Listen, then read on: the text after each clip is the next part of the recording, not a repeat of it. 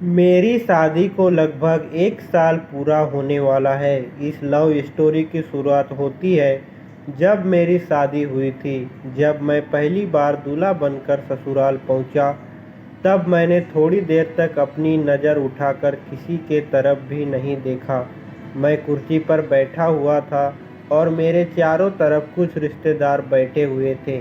तभी अचानक मेरी नज़र मेरे सामने खड़ी एक लड़की पर पड़ती है।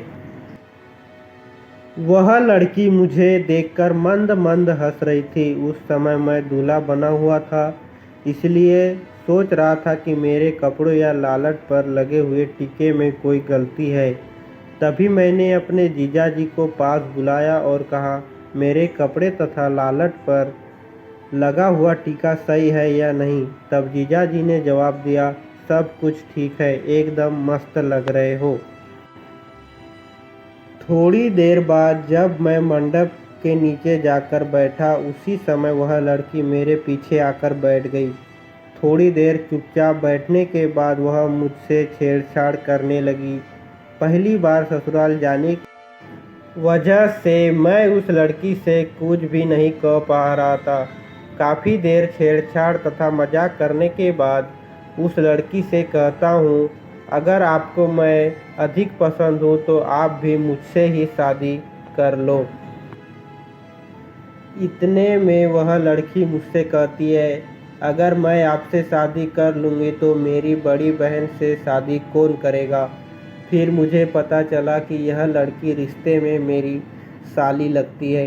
काफ़ी देर मजाक वाली बातचीत करने के बाद मैं उस लड़की से उसका नाम पूछता हूँ। तब वह लड़की बताती है कि मेरा नाम संजना है। थोड़ी देर बाद शादी की रस्में शुरू हो जाती है। शादी के बाद से मेरी और संजना की काफ़ी जान पहचान हो जाती है। रिश्ते में साली लगने की वजह से वह मेरा मोबाइल नंबर ले लेती है। शादी की सारी रस्में पूरी हो जाने के बाद अगले दिन मैं अपनी पत्नी को लेकर घर पहुंच गया। पत्नी के साथ रोमांस करने के लगभग 3 दिन बाद मैं अपनी पत्नी को घरवालों से मिलाने की रस्म पूरी करने के लिए ससुराल ले जाता हूँ। मैं वहाँ जाकर चुपचाप कमरे के अंदर बैठा हुआ था, तभी संजना मेरे पास आकर बैठ जाती है। संजना मुझसे बातें करने लगती है। थोड़ी देर बातचीत करने के बाद वह मुझसे मजाक के दौरान अपनी बहन के बारे में पूछने लगती है। आपको बता दूं कि संजना मेरी पत्नी की छोटी बहन है, जो रिश्ते में मेरी साली लगती है। संजना मजाक के दौरान मुझसे गंदी बातें भी करती रहती थी। रात के समय मैं मकान की छत के ऊपर सो रहा था। संजना रात में अचानक से मेरे पास आकर सो जाती है, लेकिन इस बात का अंदाज़ा मुझे बिल्कुल भी नहीं था। मैं गहरी नींद में सो रहा था, तभी अचानक मुझे मेरे पास किसी लड़की के होने का एहसास होता है।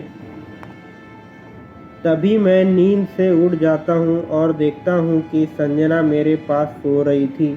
मैं संजना को जगाने की कोशिश करता हूँ और कहता हूँ, जल्दी उठो वरना कोई देख लेगा। लेकिन संजना उठने के बजाय मुझसे लिपट कर सो रही थी। काफ़ी देर कोशिश करने के बाद संजना नींद से उठ जाती है और मुझसे कहती है, जीजाजी आप तो मुझे सोने भी नहीं देते हो। तभी मैं कहता हूँ, शायद आपको पता नहीं कि आप कहाँ पर सो रही हो।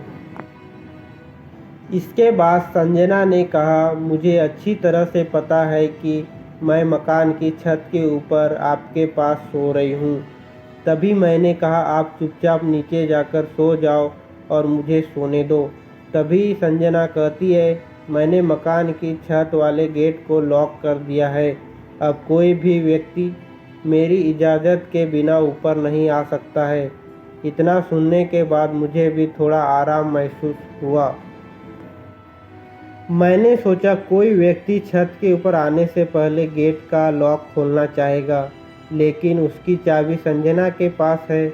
इसके बाद क्या था, मैं भी पूरी तरह से निडर हो गया। काफ़ी देर तक दोनों रोमांस भरी बातें करते रहे। थोड़ी देर बाद संजना मेरे गले से लिपट जाती है और अपने दिल की बात मुझे बता देती है। इन्हीं बातों के दौरान वह मुझसे कहती है कि मैं तुमसे अपनी जान से ज़्यादा प्यार करती हूँ। संजना कहती है, तुम मुझे बहुत अच्छे लगते हो, इसीलिए ही मैं तुम्हारे करीब आना चाहती हूँ। इतना कहने के बाद मैं संजना को किस कर लेता हूँ। रोमांस करते समय हम दोनों मजाक भी कर रहे थे। रात के लगभग 1 बज चुके थे। इसके बाद मैंने संजना से कहा, अब मुझे नींद आ रही है, इसलिए तुम चुपचाप सो जाओ। संजना कहती है, नहीं, आज रात भर मुझे आपके साथ रोमांस भरी बातें करनी है। रात भर बातें करने के बाद मैंने संजना से कहा, सुबह के 5 बज गए हैं, तुम चुपचाप नीचे चली जाओ।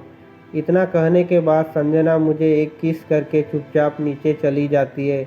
अगले दिन मैं अपनी पत्नी को साथ लेकर अपने घर चला जाता हूँ। मुझे घर जाते हुए देखकर संजना के चेहरे से मुस्कान चली जाती है और वह मुझसे नाराज़ हो जाती है, क्योंकि मैंने रात के समय संजना को बताया था कि आपके यहाँ 2 दिन रुकने के लिए आया हूँ। लगभग 1 घंटे बाद मैं अपने घर पहुँच जाता हूँ। घर पहुँचने के बाद भी मेरा मन संजना की ओर खींचा जा रहा था। थोड़ी देर बाद संजना मुझे कॉल कर देती है और कहती है, जीजा जी, आप तो बोल रहे थे कि मैं 2 दिन रुक जाऊंगा। मैंने कहा, किसी काम की वजह से जाना पड़ा है, लेकिन अगली बार ज़रूर रुकूंगा और आपके कहने पर ही वापसी आऊँगा। थोड़ी देर और बातचीत करने के बाद संजना कॉल डिस्कनेक्ट कर देती है। नई शादी होने की वजह से मुझे एक साथ 2 लड़कियों का प्यार मिल रहा था। एक तरफ मुझसे प्यार करने वाली मेरी पत्नी तथा दूसरी तरफ प्यार करने वाली मेरी साली। दोनों ही मुझसे अपनी जान से ज़्यादा प्यार करते हैं। लगभग 2 महीने बाद मैं संजना से बात करके अपनी ससुराल पहुंच जाता हूं। इधर संजना को पहले पता था कि मैं उनके घर आने वाला हूं, इसलिए संजना ने पहले ही मेरे सोने के लिए व्यवस्था कर रखी थी। पहले की तरह इस बार भी संजना मेरे ही बिस्तर में मेरे साथ बातचीत कर रही थी। सर्दी का समय होने की वजह से हम दोनों एक ही कमरे में सो रहे थे। आज भी मैं और संजना एक दूसरे से मुलाकात करते रहते हैं। साली होने की वजह से मुझे भी उसके बिना रहा नहीं जाता है और उससे मिलने के लिए किसी भी बहाने से उनके घर पहुंच जाता हूं। आज भी हम दोनों हर महीने 2 मुलाकात ज़रूर करते हैं। वीडियो पसंद आई हो तो वीडियो को लाइक करके चैनल को सब्सक्राइब ज़रूर कर दें। धन्यवाद।